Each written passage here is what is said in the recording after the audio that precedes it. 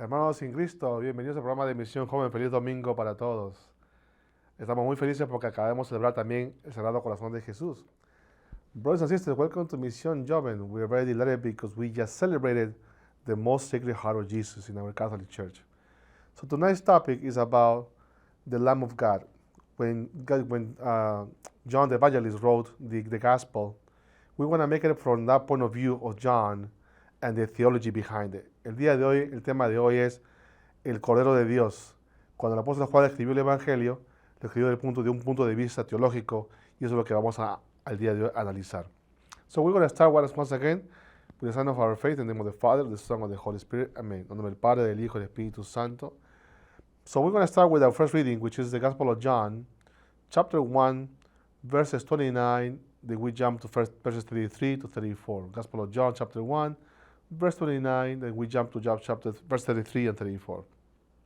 Vamos a comenzar con el Evangelio según San Juan, en el capítulo 1, versículo 29, y saltamos del 33 al 34.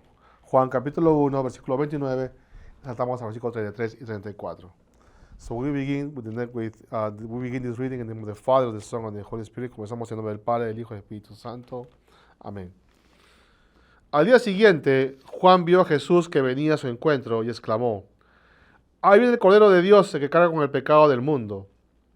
Yo no lo conocía, pero aquel que me envió a bautizar con agua me dijo también: verás al Espíritu bajar sobre aquel que ha de bautizar con el Espíritu Santo, y se quedará en él. Y si yo lo he visto, y declaró: este es el elegido de Dios. Palabra del Señor. Gloria a ti, Señor Jesús. Now we're going to proclaim the same gospel, but in the English language. Gospel of John, chapter 1. Catholic Bible, of course.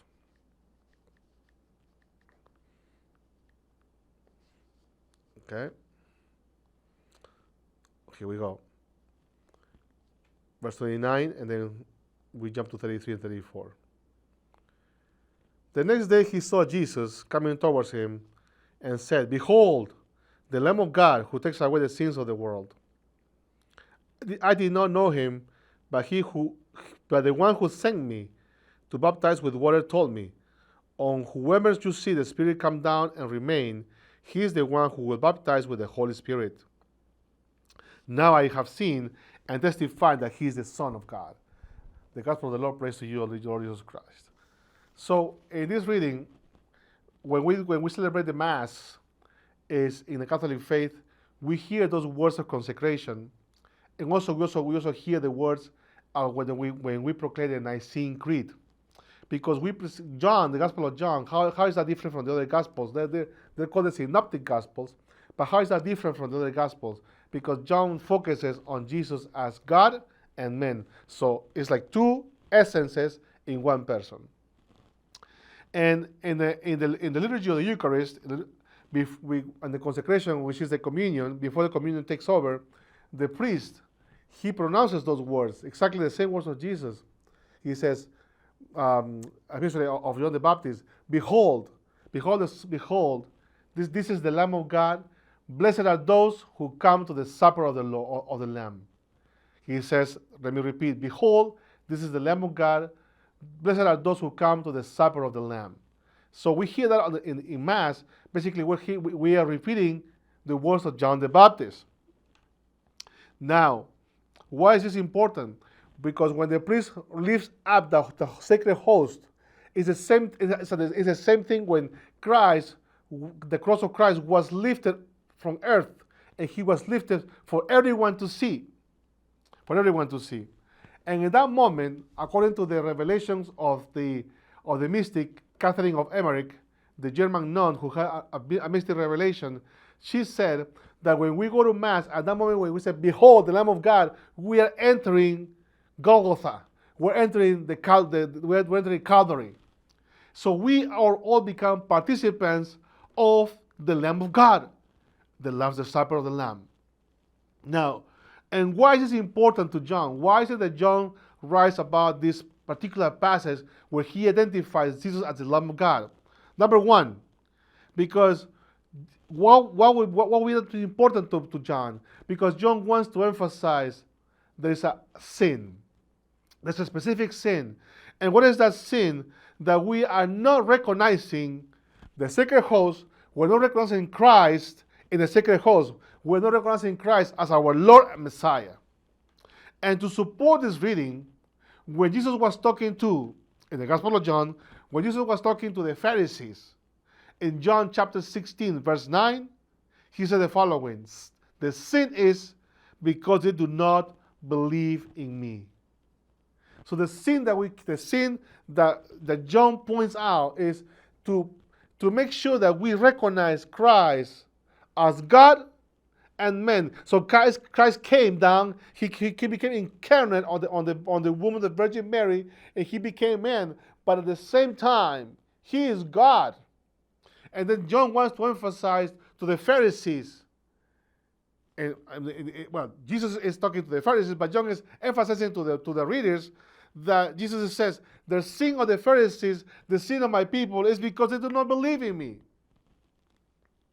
Now, what would be another point that John is making?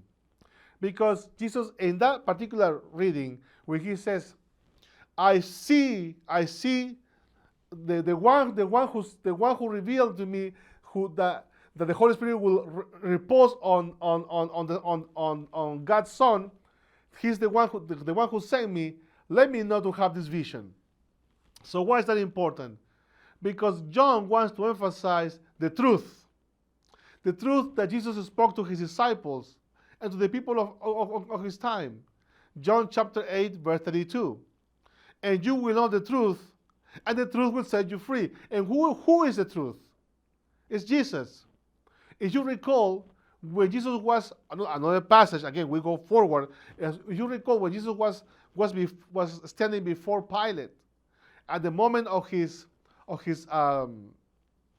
the moment when he was he was judged by his own people, but also by the Roman authority, Pilate was asking him, "Are you the king of Jews? Are you the really king of Jews?" And Jesus says to him, "Are you saying that because you heard them saying, or is it because you believe it?" So Jesus wants to make sure that not only he is recognized as king by his own people, but also by the whole entire Gentile population. He is king. And what Pilate says to him is, "Am I a Jew?" That shows the pride of Pilate. Pilate was given a choice to recognize Jesus as his king. Of course, Pilate wouldn't do that because he was a Roman authority, and the only one he recognized as his own God was Caesar, a man. Because if Pilate did recognize Jesus as king, that means he would be dying his own kingdom, the kingdom of Rome, the Roman Empire, and he would be put to death. So Pilate says, "Am I a Jew?" And then Jesus says to him, I love this fact, what he says, "Because I speak the truth, only those who believe in me hear my voice." And Pilate was completely astonished because he said, in the Bible it reads, "What is truth?" instead of saying, "Who is truth?" So Jesus is saying, "I am the way, I am the life, I am true." That's Jesus. Another point. In the Gospel of John wants to emphasize as the Lamb of God, not only that the sin is that we don't recognize him as Messiah, that he's the real truth. I am the way, the truth, and the life. But also, John wants to get rid of those scales in our eyes that we are fully blinded because we cannot recognize Jesus as King. And every time we go to Mass and we receive his body, blood, soul, and divinity, and what happens at that moment? All of us, all the people who attend Mass, we are kneeling down before the presence of the sacred host. And why is that important? Because once again, John wants to emphasize in John chapter 9, verse 41, the following. Jesus said to them, "If you were blind, you would have no sin. But now that you are saying, we see, so your sin remains." The word of the Lord, the gospel of the Lord, praise to you, Lord Jesus Christ. So Jesus is saying to the Pharisees and to his people, if you say that you see, you will recognize me. But because you are blinded, your sin remains. In the biblical theology, in the footnotes of the Jerusalem Bible, says that some theologians have thought that the translation of the Lamb of God, or the Lamb, the word Lamb, is insignificant in comparison to the translation of servant of God. And why is that important? Because Jesus is not only the Lamb of God who takes away the sins of the world, but he's also the true servant of God, the one who was chosen by God. And that's why in the passages in John chapter 1, verse 34, it says, this is John the Baptist saying, now I have seen and testify that he is the Son of God. So John testifies that in fact, Jesus is the Son of God. He is the Messiah. He is the Christ. He is the Kyrios, Christus. But also emphasizes the following. This is what John the Baptist said. The one who sent me to baptize with water told me, on whomever you see the Spirit come down and remain, he is the one who will baptize with the Holy Spirit. So the relationship between God, between Jesus and the Holy Spirit, they become one in the sacred host. One is basically what we call the Holy Trinity. And the Holy Trinity comes to us every time we receive communion. Because again, the love that flows from the Father to the Son and from the Son to the Father, that love, that continuous flowing of love is what is represented by the Holy Spirit. And the Holy Spirit is also a person. And it's a love between the Father and the Son. They're all united. They're all thinking as one. They cannot be separated. And that's why John he points out to the people of his time that Jesus, the Lamb of God, had these meanings. Number one, the meaning that he takes away the sins of the world. Two, that he is the real truth. And three, that he has come down to take away the sin from us so we can proclaim him as King and Messiah. And this is very important because the Lamb of God is exactly the meaning that the people back then had. John had that meaning. He wrote it out for us, for all readers, to meditate and reflect upon and say, wow, this guy was really inspired by the Holy Spirit. Amen. Vamos a ver aquí, Evangelio según San Juan, capítulo 1, versículo 29-34, nos va a decir que cuando el evangelista Juan escribió el Evangelio según San Juan, ¿sí?, nos va a presentar a Jesús como hombre y Dios. Y nosotros lo proclamamos en el credo cristiano, decimos hombre y Dios verdadero, engendrado, no creado, de la misma naturaleza del Padre por quien todo fue hecho. ¿Sí? De la misma naturaleza del Padre por quien todo fue hecho. Entonces, otra cosa, en la liturgia eucarística, cuando estamos en la parte de la consagración y llevamos ahí a recibir la comunión, estamos todos postrados, arrodillados. Y escuchamos las palabras del sacerdote cuando levanta la hostia en alto, la levanta y dice, este es el Cordero de Dios que quita el pecado del mundo, dichosos los llamados a la cena del Señor. Repito, este es el Cordero de Dios que quita el pecado del mundo, dichosos los llamados a la cena del Señor. Dichoso. Entonces repite la misma frase de Juan el Bautista. Este es el Cordero de Dios que quita el pecado del mundo. Entonces, cuando Juan escribió este evangelio y se enfoca en la parte, vamos a ver, de los evangelios sinópticos, el evangelio según San Juan se diferencia de los demás en que Juan se enfoca mucho en Cristo como Dios y hombre. Ahora, ¿cuál es el significado del Cordero de Dios en la Biblia? Según San Juan. Número 1, nos pregunta, ¿cuál es el pecado que Cristo va a quitar? Muy bien. Es el negarse a reconocer como el enviado de Dios. Es renegarnos cuando lo vemos en la Santa Hostia, es negar que Él no existió, que Él nunca vino, o que Él no es Dios. Y por eso que Jesús, cuando habló con los fariseos, en el capítulo 16, versículo 9, vimos de Evangelio según San Juan, capítulo 16, versículo 9, nos va a decir, ellos no creen en mí. Jesús podía ver más allá de sus corazones, que no creían en Él. Segundo, el Cordero de Dios tiene otro significado, es que es aquel que ha venido a revelarnos la verdad. Ese es el significado. Entonces vamos a ir a Juan 8:32, que dice, conoceréis la verdad y la verdad os hará libres. Por eso cuando Jesús, la palabra del Señor, gloria al Señor Jesús, por eso cuando, excuse me, cuando Jesús estaba siendo juzgado por las autoridades judías de su tiempo y por el pretorio romano, ¿sí? Por el procuratum romano, Poncio Pilato, Jesús le dice, Pilato le pregunta a Jesús, ¿eres tú rey de los judíos? Y Jesús le pregunta, ¿tú lo dices por ti o porque tú has escuchado de ellos? Y Pilato le dice en una forma orgullosa, ¿soy yo judío acaso? Vemos el orgullo de Pilato. Pero le está diciendo, sí, yo soy rey. No solamente rey de los judíos, sino rey de toda la creación. Y eso te incluye a ti, Pilato. Pero si Pilato respondía que reconocía a Cristo como rey, entonces negaba al César, que es su Dios, su emperador romano.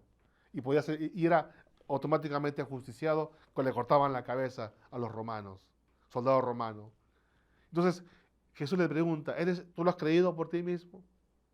Y Jesús le dice, todo aquel que escucha mi voz, escucha mi verdad. Y la verdad soy yo. Estoy parafraseando, por supuesto. Entonces vamos a ver que Pilato le dice, ¿y qué es la verdad? O sea, Jesús le presentaba, yo soy la verdad, y Pilato responde, ¿qué es la verdad? En vez de responder, ¿quién es la verdad? Y seguimos.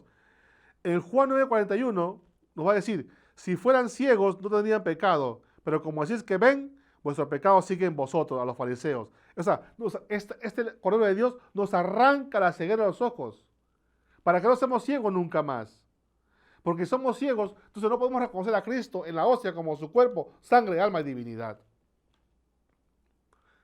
Y por eso que en la teología bíblica, algunos teólogos han pensado que el término cordero es una mala traducción de una traducción original hebrea que significa también siervo. Es decir, cordero y siervo.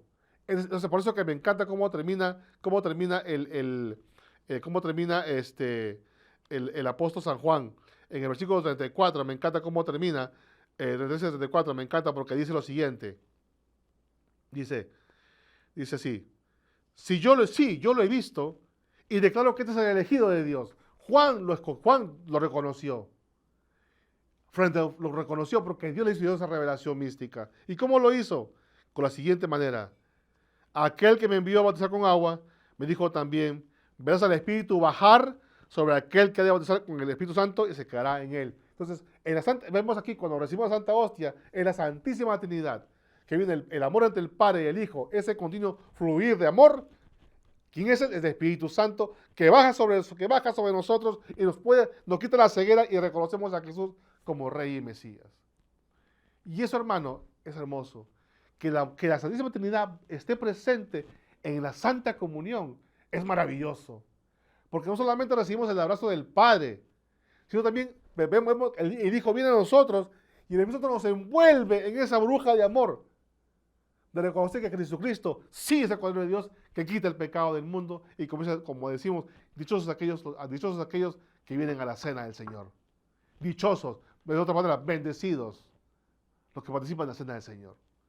In other words, when the Father and the Son and the Holy Spirit, the Trinity comes to us in the sacred host, we are embraced by the Father, we are approached by the Son, but the Holy Spirit will wrap us up in this bubble of love, and that's why we say we are grateful to hear the words, blessed are those who come to the supper of the Lamb.